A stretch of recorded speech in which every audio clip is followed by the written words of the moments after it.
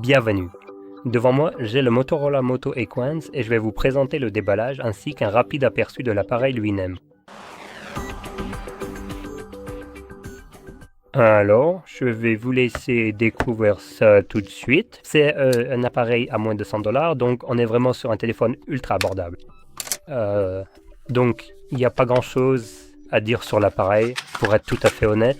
C'est un téléphone qui va vraiment à l'essentiel en termes de fonctionnalité et son principal atout, c'est son prix. Donc, ici, on a notre câble Type-C vers Type-A. Aucun chargeur n'est fourni. Puis le téléphone lui-même qui est livré avec une coque. On enlève ça. Je vais donc retirer la coque. Désolé pour ça, je suis un peu malade. Mais on a une coque en silicone transparente. On a ce dos en plastique qui ressemble un peu à du cuir. Alors, donc c'est un dos en polymère de silicone, soi-disant en éco-cuir, mais pour avoir déjà utilisé d'autres appareils qui avaient du soi-disant éco-cuir, celui-ci ressemble beaucoup plus à du simple plastique qu'à de l'éco-cuir. C'est plutôt une sensation dure au toucher, contrairement à d'autres qui sont un peu plus souples, mais c'est censé être de l'éco-cuir. On a un cadre en plastique et une face avant en verre. Le verre ici, c'est du Corning Gorilla Glass 3.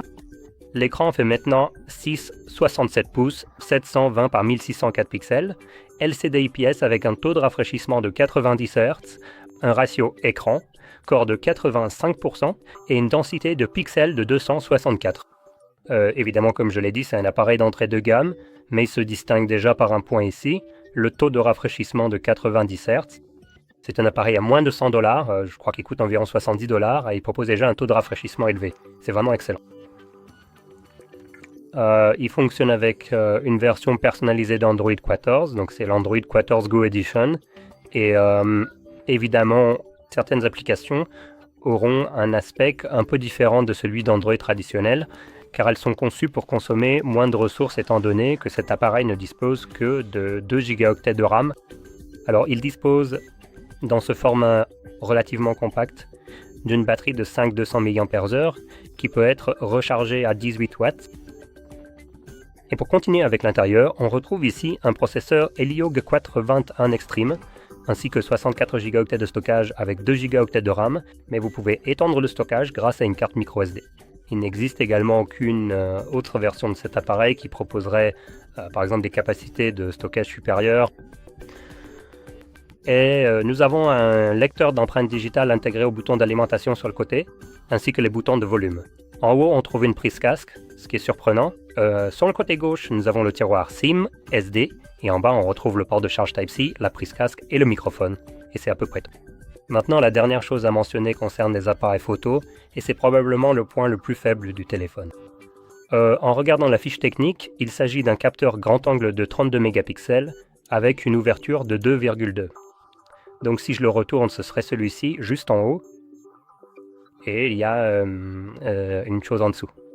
Ne vous y trompez pas, c'est un faux appareil photo. Il n'y a rien derrière. Et si vous regardez de plus près, vous verrez qu'il n'y a vraiment rien. Donc, comme cela peut être un peu difficile à voir, disons simplement.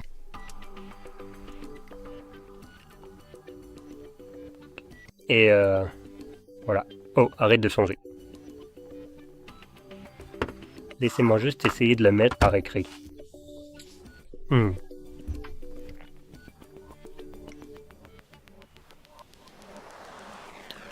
Vous pouvez donc voir maintenant que c'est pas vraiment un appareil photo. Et si je prends une photo de cela, j'augmente la luminosité. Vous pouvez clairement et distinctement voir qu'il n'y a littéralement et absolument rien ici. Ce n'est absolument pas un objectif du tout, en aucune façon. Si je souligne cela, c'est parce que, évidemment, Motorola a fait des efforts pour donner l'impression que le téléphone possède 2 caméras, mais c'est juste une arnaque que la plupart des fabricants maintenant, ou plutôt certains fabricants ont tendance à faire pour tromper leurs acheteurs et leur faire croire qu'ils ont plus de caméras utilisées qu'ils n'en ont réellement. Ce téléphone a les caméras qu'il semble avoir. Continuez à toucher l'écran jusqu'à entendre un bip pour activer le mode d'accessibilité. Arrête de m'interrompre. Celui-ci, en revanche, ne le fait pas. Donc je n'aime pas vraiment ce genre d'approche de la part des entreprises qui essaient de tromper leurs utilisateurs, d'essayer de les duper. Peu importe la gamme de prix de cet appareil, cela reste un bon ensemble et ce téléphone aurait très bien pu se contenter d'un seul appareil photo, mais Motorola n'a pas pu s'empêcher de le faire paraître comme s'il en avait plus qu'en réalité. Et je condamne simplement ce genre de marketing. Donc voilà, c'est à peu près tout ce qu'il y a à dire sur l'appareil. C'est un appareil plutôt correct pour son prix. Il est équipé d'un écran avec un taux de rafraîchissement de 90 Hz, ce qui, dans cette gamme de prix, je ne pense pas avoir déjà vu sur un autre appareil doté de ce genre d'écran.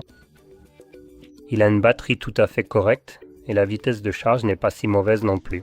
Elle est équivalente à celle de Samsung, même si je n'utiliserai pas vraiment Samsung comme une référence absolue en matière de vitesse de charge. Maintenant, un point qui n'est pas vraiment le meilleur aspect de cet appareil, ce serait la quantité de mémoire vive RAM dont il dispose ici. Avec seulement 2 Go, je trouve que cela pourrait être un peu trop juste pour une utilisation quotidienne.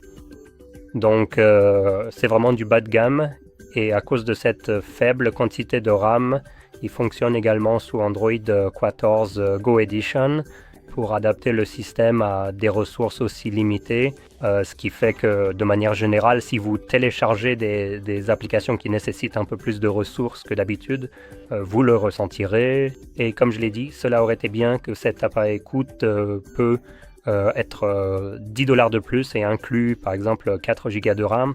Cela aurait vraiment fait la différence. Mais dans tous les cas, cela résume à peu près cet appareil. Et si vous avez trouvé cela très utile, n'oubliez pas de liker, de vous abonner et merci d'avoir regardé.